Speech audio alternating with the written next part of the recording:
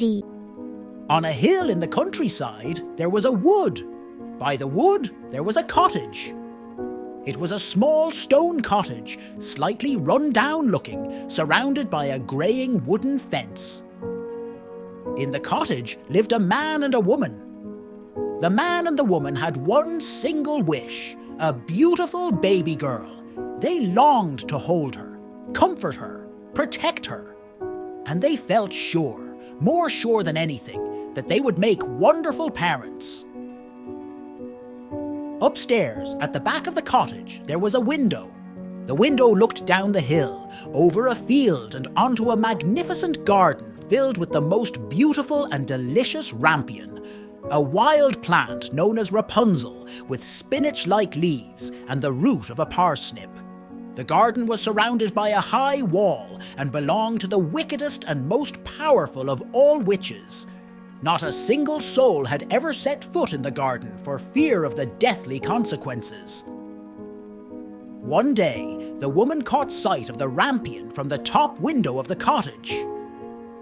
The plump green leaves and purple flowers seemed to mesmerize her, as if she was enchanted by a magic spell. Suddenly, the woman became weak. Her complexion paled. "I must have the rampion," she said to her husband. "I must have it right away, or I'll surely die." The man, who knew very well of the dangers awaiting in the garden, said to his wife, "Fear not, my only love. I will wait until dusk. Go down to the garden, climb the wall, and return with your rampion as fast as my legs will carry me."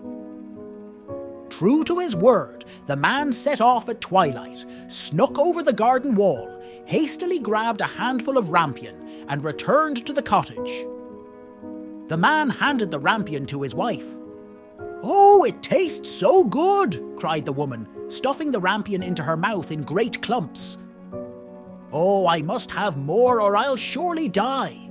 Please return to the garden, dear husband, and bring me back 3 times as much tomorrow."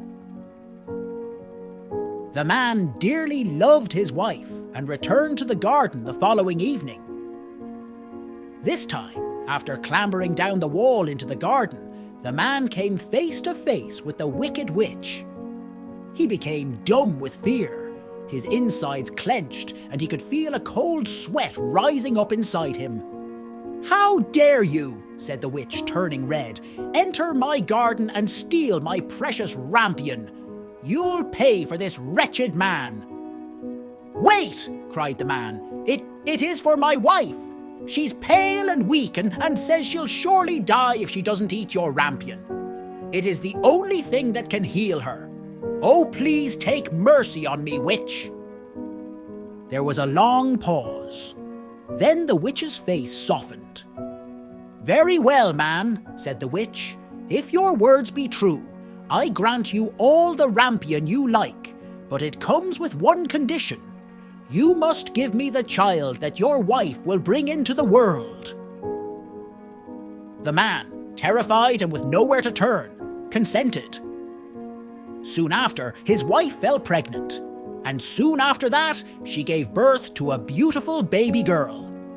The baby had no sooner taken her first breath when the witch appeared in a puff of smoke and bellowed, "Rapunzel, Rapunzel, you stole my Rapunzel, upon which you did greedily dine. You must pay for this act, and as a matter of fact, this baby of yours is now mine." The witch let out a beastly cackle, "Ha ha ha ha," then vanished, taking the newborn baby with her. From that day forward, the baby girl became known as Rapunzel, and as she grew older, the wicked witch took Rapunzel deep inside a forest and locked her in a tower. It was no ordinary tower. The tower stood as tall as a 20-story building. There was a solitary chamber at the very top of the tower with one small window. There was no door to the tower, nor stairs to the chamber. The only way in or out was by way of the small window. When the witch wanted in, she stood below the window and cried, "Rapunzel, Rapunzel, let down your hair." Rapunzel's hair was as fine as spun gold and magnificently long. When she heard the witch's cry, Rapunzel released her shimmering hair 20 stories to the ground for the witch to climb up. Many years passed. Then one day, a king's son rode through the forest and came across the tower. An angelic song stopped him in his tracks. It was Rapunzel. She sang too while away her lonely days in the chamber. The king's son wanted to climb the tower and meet the lady behind this enchanting voice, but he could find no door nor stairs to the chamber. Alas! He rode home, downhearted. In the days that followed, the king's son could think of nothing but the alluring sound of Rapunzel's voice. So he returned to the forest every day and listened to it. While in the forest, the king's son saw the witch approach the tower, and he heard the witch cry, "Rapunzel, Rapunzel, let down your hair." Rapunzel let down her hair, and the witch climbed up. "This is the way in," thought the king's son. "I shall return tomorrow and do as the witch. Then I will meet the lady with a voice so sweet that we shall surely be wed." The king's son returned the following day, went to the tower and cried, "Rapunzel, Rapunzel, let down your hair." Immediately the hair fell down and the king's son climbed up. As you can very well imagine, Rapunzel was shocked to see a man enter her chamber. She'd never seen a man before.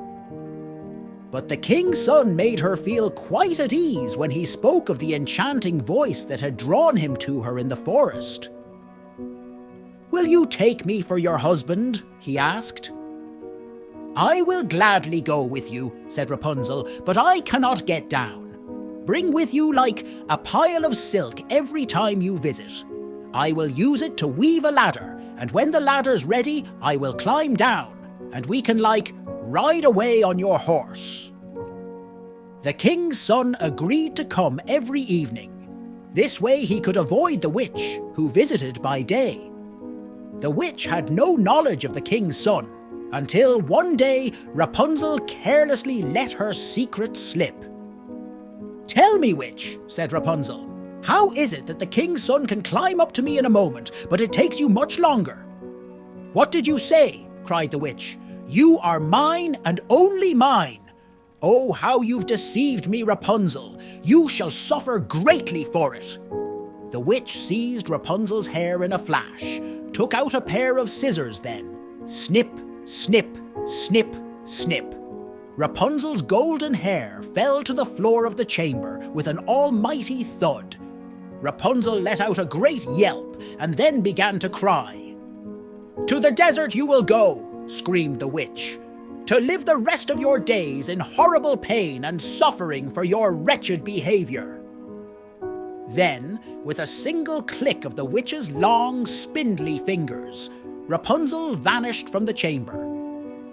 That evening, the king's son rode up to the tower and cried, "Rapunzel, Rapunzel, let down your hair." Immediately, the hair fell down. But this time, the witch had hold of the golden mane. The king's son climbed up, expecting Rapunzel as before, but this time was met with the poisonous stare of the witch. "Your darling Rapunzel," sneered the witch, "is lost to you. You will never see her again." The king's son, reeling from the news of Rapunzel's departure, stepped back and fell from the window. He narrowly escaped with his life, but the thorns upon which he fell pierced his eyes. Now blind, the king's son wandered the forest in darkness, eating nothing but berries, thinking of nothing but his sweet Rapunzel's face, and hearing nothing but the silken sound of her voice in his head. He roamed in misery for many years. One day he came to a desert, the very desert that Rapunzel had been banished to. He heard the familiar sound of Rapunzel's sweet voice in the air and walked towards it. As he approached, Rapunzel saw him. She ran over and wept for joy. As they embraced, two of Rapunzel's tears wetted the blind eyes of the king's son. his sight became clear once more, and he looked at Rapunzel. Then his adoring gaze fell on two young children standing next to her. "Meet your son and daughter," said Rapunzel. "Are they twins?" he asked. "Yes." "Well, let's get you all home," he said. So they returned to his kingdom, to a joyous reception, and lived a long, happy and contented life together. The end.